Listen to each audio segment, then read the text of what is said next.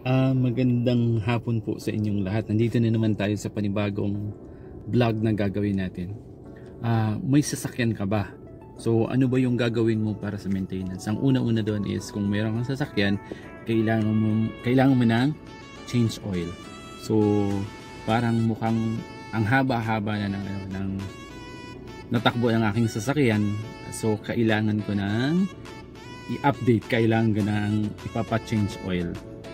Ayan, halos 260,771 km per hour na yung natakbo. So, kailangan na talagang papalitan. At saka, maintenance ng ang sasakyan dito sa Saudi Arabia, dapat every 5,000 kilometers kailangan mo nang palitan. Kailangan mo nang change ng filter, change oil. So, depende sa'yo kung anong pipiliin mo. Merong 5,000 kilometers, meron din pang 10,000. So, depende sa budget. Samahan niyo po ako sa aking pagpapa-change oil.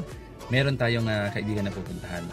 Baka makatulong sa atin para mas madali at saka mas mapadali yung pagpapa-change oil natin sa isang kaibigan dito sa Makkah Al-Mukarramah. Samahan niyo po ako.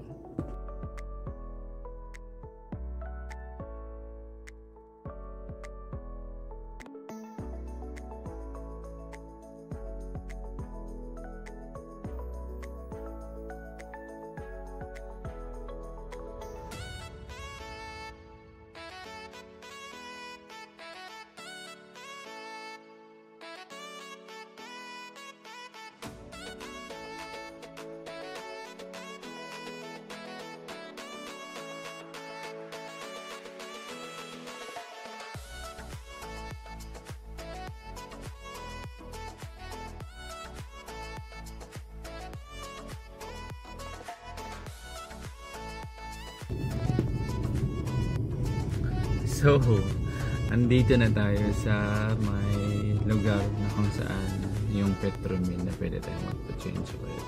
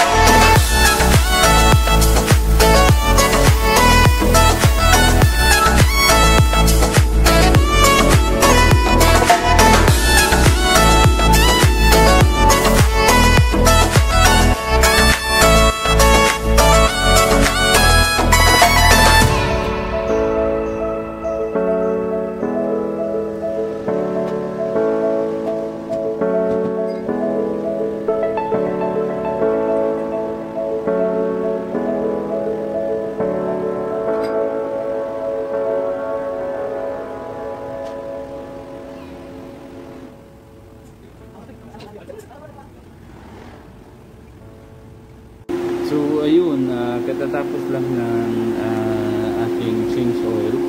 Mahigit mga 10 to 15 minutes lang. Ayan. Medyo mayroon kasi silang promotion ngayon. So nagbayad ako ng 89 reals.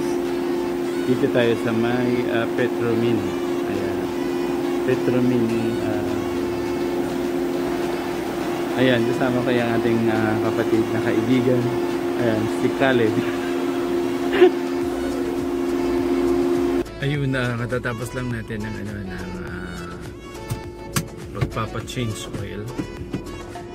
So, kailangan lang talaga irregular maintenance yung sasakyan dito sa Saudi kasi kung mahilig tayong lumalabas lagi, so at least maganda pag papa-change oil. At saka kailangan din yung maintenance ng fahas, yung para makita sa sasakyan ng inspection.